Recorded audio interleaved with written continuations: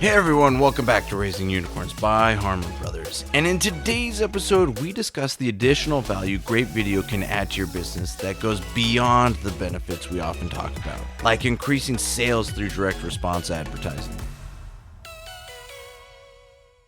Unicorns are real. In the past 8 years, Harmon Brothers has helped raise 5 unicorns. Yes, that's 5 companies with $1 billion valuation, with at least 6 more companies right on the cusp of becoming unicorns. Here on Raising Unicorns, we share the lessons we've learned to help you grow your business by tens or even hundreds of millions of dollars. It's time to start raising a unicorn of your own. Hey you guys, at the end of this podcast, we have a free gift for entrepreneurs and in-house marketing teams. We want you to take advantage of what you learn in this episode and put it to use as soon as possible so that you can finish out the year strong and start next year with a bang. So if you're building a business and you're ready to use video to take it to the moon, be sure to stick around to the end. One quick note though, this offer is exclusively for entrepreneurs and in-house marketing teams. I know there are agencies out there and video production companies who listen to this podcast, and we love you. You take our Harmon Brothers University courses, you drive us to do better. But we believe that if you're going to go out and compete, that it's fair to ask you to pay your dues. So again, this offer exclusively for entrepreneurs and in-house marketing teams. So please stick around to the end of the episode and we'll get you all the information that you need for that. All right, so let's talk about how video helps build value in your business and how you can use it to build additional value in your business. This episode should be helpful to any marketer out there who needs to make a case for investing time or marketing dollars or just the sheer effort that goes into creating video content. If you have to justify that to your manager, your boss, whatever, this episode should give you some of that ammunition to talk to them about, or maybe just light a fire in you to get serious about video marketing. There's many of you out there who already know you need to lean into video, and maybe this will just give you a swift kick in the pants to get serious about it. So I would say back in the day, say early 2000s, it was okay to sort of sit back and run marketing campaigns that didn't include video. Video at the time, I think, was often just kind of a nice to have, or maybe you'd create a video campaign and run it a couple of times a year or something like that. It's interesting. In 2015, there's a stat from Wisehow that says only 33% of marketers reported that video gave them a positive ROI. So that's not great, right? If you're investing in video and you only come out ahead 33% of the time, you probably stand to lose a decent amount of money. But things have shifted, and we'll talk about that a little bit. In fact, almost, 2015? So about 8 years, here we are. And we've seen a massive shift towards video in every aspect of marketing, to the point where I'd say a large number of serious marketers are actually approaching campaigns as what I'd call video first. And that's similar to the way that there's been a shift in web design to what we call mobile first, which is where you start with the mobile version of a landing page or of a website, and then you build out the other components for desktop, tablet, etc. The idea is that you start with the piece that is most central, maybe most important, but most used, and then you add the other necessary pieces to it. So when you think of video first, you're saying, okay, we know that this campaign is going to rely on video, and then we're going to add other things to that campaign, whether it's billboards like you saw us do with The Chosen, whether it's banner ads or email campaigns and different things like that. But we take this concept and we put it into a video, and then we build other pieces of the campaign around that concept, which is housed in this video. And that's the way I would say a majority, at least of the type of marketers that we deal with here at Harmon Brothers, that's just the way we approach things now, because video is so powerful. And we'll talk about why that is. In a way, this shift has become necessary. It's been enabled by increased broadband speeds, by even mobile data networks going to 5G. And we just have so much ability now to use video in ways that we didn't used to, that it's almost become necessary for brands to use video in order to engage with their audience. In fact, certain social networks or platforms are built solely around video. If you look at TikTok as an example, you don't post pictures on TikTok. It's all video content. Instagram is increasingly becoming that way. YouTube has already been that way. Facebook, we find that the most reach that posts get include video. Facebook themselves have said that it's all about video. And so although Facebook launched native video back in 2007, most of the videos on Facebook at the time were just links to YouTube videos until around 2015 is when video really started to pick up on Facebook as well. So it's wild to compare that 33% of marketers who said video was profitable to the percentage that say it's profitable today, which if you were to guess, you might say, oh, it's probably doubled. We're at 66% or something like that. But that number from a study, again, by Wiseowl said that 87% of marketers who use video say it's generating a positive ROI, which is incredible. So an important note before we move on, and this comes from another study, this one by HubSpot. They noted that only 20% of video marketers consider sales as a measurement of success. Think about that. 27% of video marketers look at sales and say, okay, this video or these videos that we're creating are solely intended to produce sales. So obviously there are a lot of other reasons to be creating videos that other marketers are seeing out there, right? But what's interesting is kind of the flip side of that, because although only 27% say that they consider sales the measurement of success, 81% report that video marketing has improved their company's bottom line. So that means that videos have a positive impact, even if the focus remains on metrics other than sales.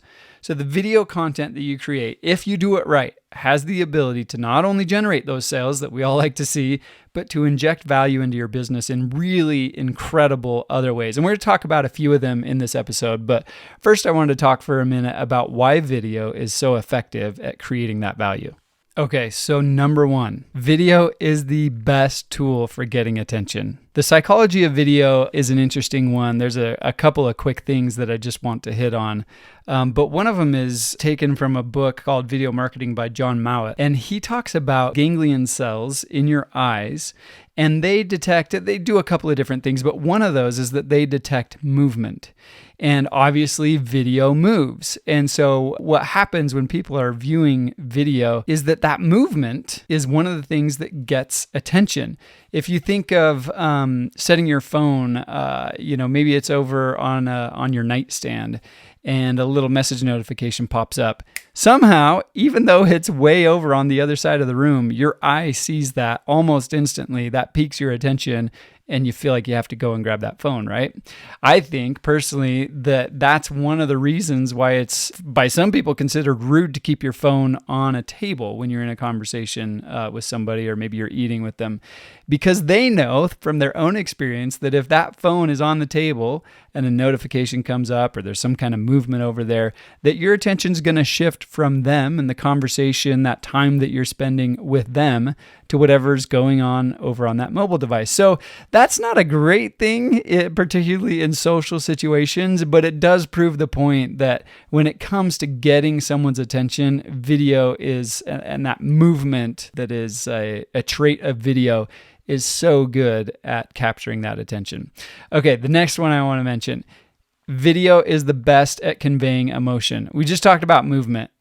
You have changing expression with video. So the back and forth of dialogue or even body language and other interaction between people is conveying this motion in a way that a static image or certainly copy can't do. There are components to video, that movement, those interactions, that do a better job, if done properly, in conveying emotion, which is one of the things that we love so much about video. And don't forget, when we talk about emotion, don't forget about music. With video, you have the ability to have, we kind of talked about that dialogue, but also the emotion that comes from a music bed or a music track can be so impactful, not only in branding, but just to bring out the emotion that you're trying to convey in that message. So a wide range of emotion is possible in video through changing scenes. This lends itself especially well to problem solution formats and demonstrations, although there are other ways to do that in copy and photography and things like that. That changing interaction, those changes of scenes, that music, doing an actual demonstration where you see something working, nothing can compete with video when it comes to that sort of thing. A third one, video is the best at telling a story. So that's closely related, I think, to what we just talked about with conveying emotion. You're listening to a podcast right now, and podcasts are great. I love them, listen to them all the time. But how many times have you had to stop and rewind a podcast? Maybe even this one. I know I can be kind of hard to follow, and maybe that's the reason that you're doing it. But from my own personal experience, I will be listening to a podcast, and podcasts, frankly, lend themselves well to multitasking, whether that's driving or maybe it's something else you're doing in your workday. And suddenly you realize, wait a second, I haven't captured anything that I've listened to in the past 5 minutes. And so you've got to go back and rewind and kind of get back up to speed. Now, on the other hand, how often does that happen when you're watching a video? Admittedly, if you're multitasking, it's probably happened to you, but it happens, at least to me, so much more often when I'm listening to something as opposed to watching something. So really, for that reason and many others that we've talked about, video is just the best. Okay, one more that I want to talk about here. Tangibility. And that seems like a weird one when we're talking digital video, but the fact is that video is a format that involves multiple senses. This is called multisensory learning, and it increases both comprehension and retention. A lot of schools, even elementary schools, are shifting to this multisensory approach to learning because they find that it helps kids not only be more interested in something, but it helps them to understand things better and it helps them to remember things longer. So in video, we've talked about some of these, but you have the visual picture, you have the auditory experience. I'm still waiting for smell-o-vision and hopefully eventually taste-o-vision. I think in some instances those would be nice, and other, depending on the content, might not be as nice. But it's all these other feelings. If you're reading something, it's kind of going into your eyes, so you're seeing it, and then you're getting imagination into that, and so that's great. But when you can provide all of this information through video rather than making people think to understand what's going on, it just becomes that much more powerful. Another thing, when you think of kind of that feeling or these other senses that can be included in video, in a theater with really great sound, you can actually feel the vibrations, the rumblings, and different things like that help you to have, again, that multisensory experience that helps things to be more impactful and more memorable. Now, coming back to what I said, tangibility. Another interesting thing from the book by John Mowat that I talked about. This tangibility is a factor in helping actually create desire. So when you're watching video, in most cases, I think today, especially when you're watching video advertising, that's happening on your mobile device and you're holding it in your hand. Now, this is really interesting because from a psychological perspective, when you're holding something in your hand, it feels more like it's yours. And he makes the point that this extends to video ads. And so you can be watching a video on your mobile device when you're holding it in your hand can actually be more effective than watching it on a screen that you're not touching or have no physical contact with. So it's an interesting point. It took me into a couple of other ways of thinking, and actually opportunities that I see for using video type content in marketing. So when you think about augmented reality or even virtual reality, there are interesting marketing opportunities that I think we're maybe still a little bit early for. I'll give you a quick example. Kizik is an awesome shoe company. I won't take the time to explain why Kiziks are so great right now, but if you haven't checked them already, go to kizik.com. If you have never tried them, it might seem crazy to think that not having laces on your shoes will change your life, but take it from me, it will change your life. I don't wear anything but Kiziks anymore. They're that good. Anyway, I saw a while back that Kizik was experimenting with augmented reality, and what they were doing was showing a Kizik shoe. You could use your phone to actually sort of see this shoe, if I recall, in this augmented reality where you could kind of spin it around and look at different parts of the shoe and even look at your own feet and see Kiziks on your feet, okay? There are other tools like that out there. In fact, if you look on some of the furniture websites, you can upload a photo of your living space and you can see the TV on the wall in your living space, or you can see what the couch would look like in your own living space. And again, I think to me seems like there's some great experimentation going on. It's maybe a little bit too early, but the reality is if you start experimenting with it now, once we get to the point where it becomes common, you'll already have built all those skills. You'll know sort of what you want to do with it, and then your users will be able to consume that just as they consume a regular video or image on your website today. And so I think there's huge opportunity in that. As one more example, at Harmon Brothers, we've experimented with a special camera that takes video in 360 degrees. And then on YouTube or other platforms, you can actually turn your phone or you can just use your mouse to kind of go around and look at it. And frankly, it's not super exciting. The videos that we created when I was looking at them on my own phone on YouTube, I was like, oh, like interesting experiment, but I'm not really getting the pull of this thing. That changed as soon as I bought a VR headset. And just one night, as I was kind of messing around with it, I was like, oh, let me go and look at our BTS where we had, we used a process trailer, which is basically where you have a car on a trailer that's pulled by a truck. And instead of using green screen and those sorts of things, you actually drive the car through, the countryside or whatever.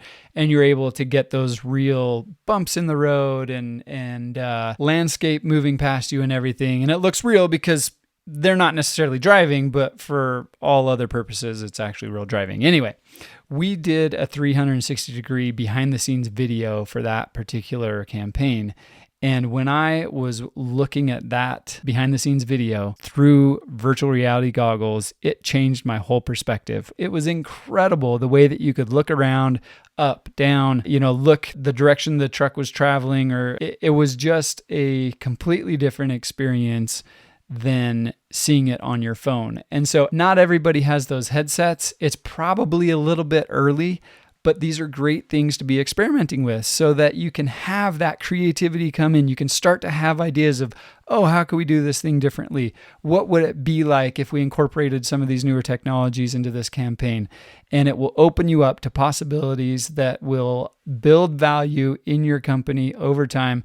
And eventually those sorts of things are going to pay off. Okay, so we've talked a little bit about why video, why it's so important, why it is in my opinion, the best format for advertising. But let's talk a little bit now about actually how to use video. And there's a lot of different ways that you can do this.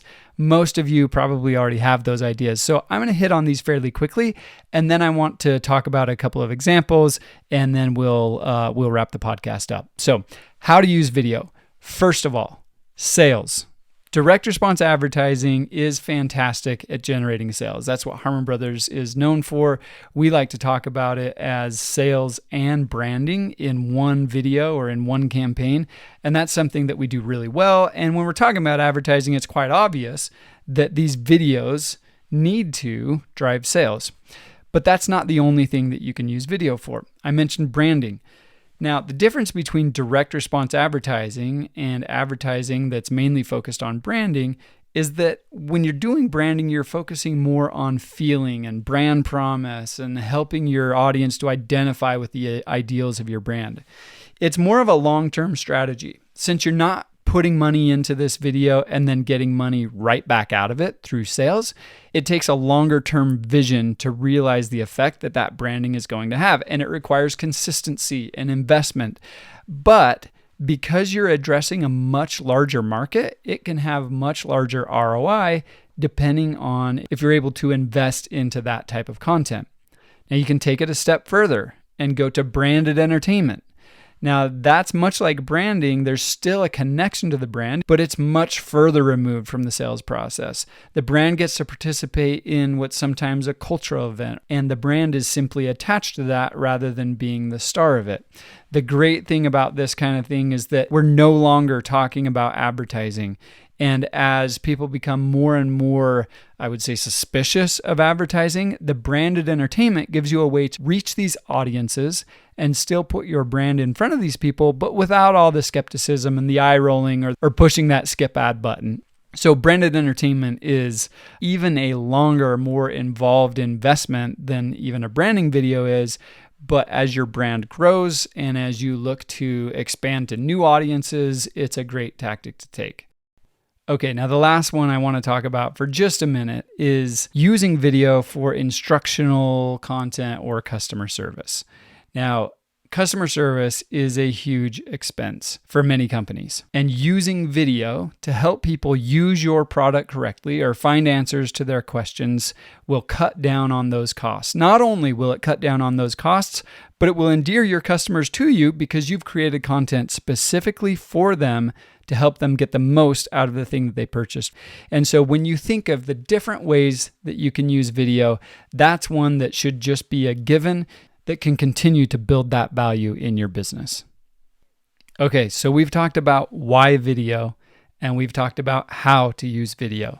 Now, I just want to take your mind back to that stat that only 27% of video marketers consider sales as a measurement of success when they're creating videos. There's a story about a business where video not only helped them to sell product, but the video actually helped them to sell their business. In fact, I can think of at least 4 companies that Harmon Brothers has created right off the top of my head. We've created videos for these companies who were later acquired, and sometimes very, very quick afterwards, acquired by larger companies. And we don't take credit for that kind of success, but we hope that our content adds the kind of value both in the clarity of messaging, in increased revenue and market traction and differentiation, that our content can bring the kind of value to a company that would make them acquisition targets if that's the goal of the company.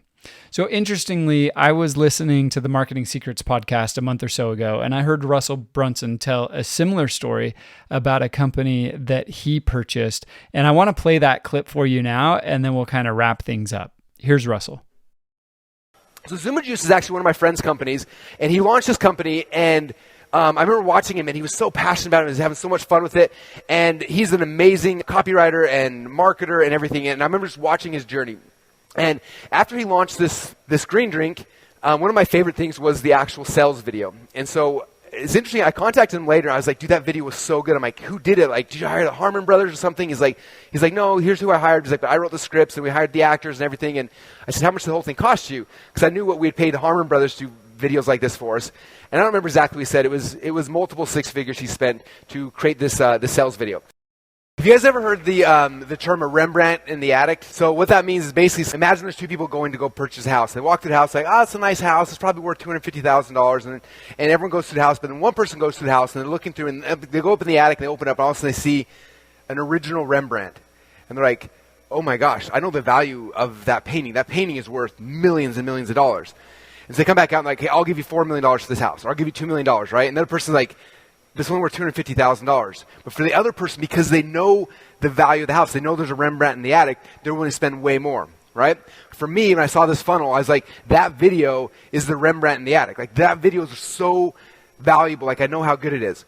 The business ran for a couple of years, and then and they ended up shutting the site down.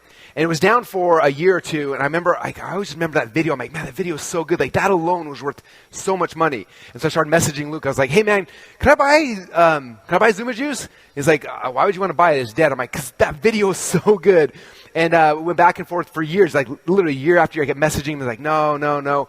And finally, when COVID hit, one day I was bored, and I was like, Luke, dude, don't you want free money? Like, literally, it's just sitting there on your hard drive somewhere. I will give you money. You can split it with your partners, whoever had it, and it'll be awesome. And eventually, I was able to acquire ZumaJuice. Okay, I love Russell, and I love that story. Now, as he mentioned, we didn't create that video for ZumaJuice. Although it sounds like they spent plenty of money creating it, they probably could have hired us to do it. The point is, having great video increases the value of your business across the board. Now, Russell talked about it as a Rembrandt in the attic. So how do you use video to accomplish the goals that you have for your company? I mean, think about the different ways we've already talked about you can use it. Obviously, you could use it to generate sales, to increase your revenue. You can use video to differentiate yourself from your competitors. You can decrease your customer service costs. You can decrease your returns or your refunds. What would it mean for you to be able to decrease the churn if you have some sort of business with a subscription model? You can use it to increase your wholesale orders or decrease your ad costs. And yes, when we talk about video, you can still generate positive ROI with video, even post iOS 14 and all the other crap that the algorithms and different social media platforms are throwing at us. In fact, let me mention quickly, we have a client, Skull Shaver, great client, fantastic product. We created an ad for them earlier this year. So post iOS 14, and everybody's crying that the sky's falling and that kind of stuff. What did we do?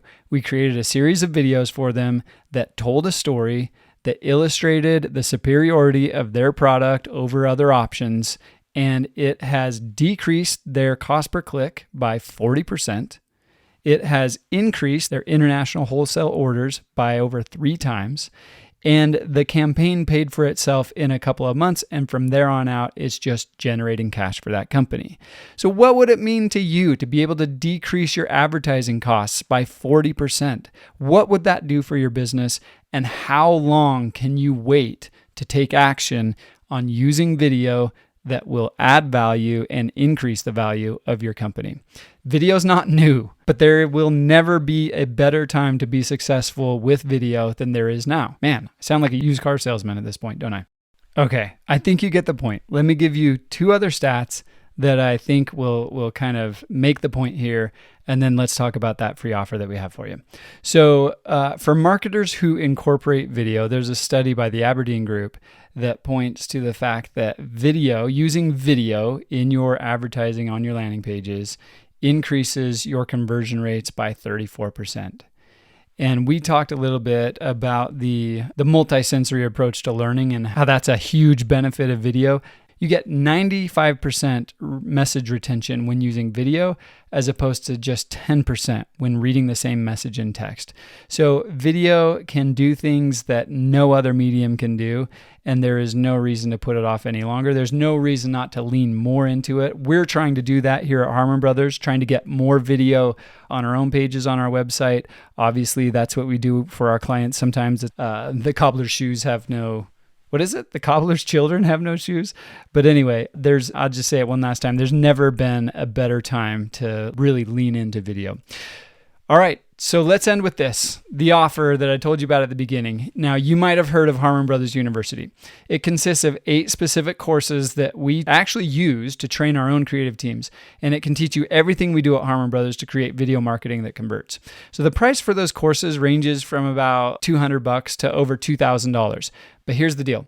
After listening to this episode, you're probably pretty convinced that you either need to start using video or you need to start using it more, and so we want to help. So for entrepreneurs and in-house marketing teams, we're offering you a free Harmon Brothers University course with no catch. There's no upsell. This is not a webinar, no perfect webinars, nothing like as great as those are. All you have to do is visit harmonbrothers.com/free course. Okay. Set up a quick chat. When you get to that page, you set up a quick chat so that we can get you the best course of those 8 courses for your business. Remember, there's 8 of them. That each teach a different aspect of video marketing. And we'll get your account set up and your free course added, and that's really all there is to it. Again, it's harmonbrothers.com/free course. Don't let another day waste away. We want your business to succeed, and we've proven over and over again that video is the way. So go to harmonbrothers.com/free course and get your free course now. So there you have it. Thank you for listening. It's been fun chatting with you. We'll see you again next week on Raising Unicorns.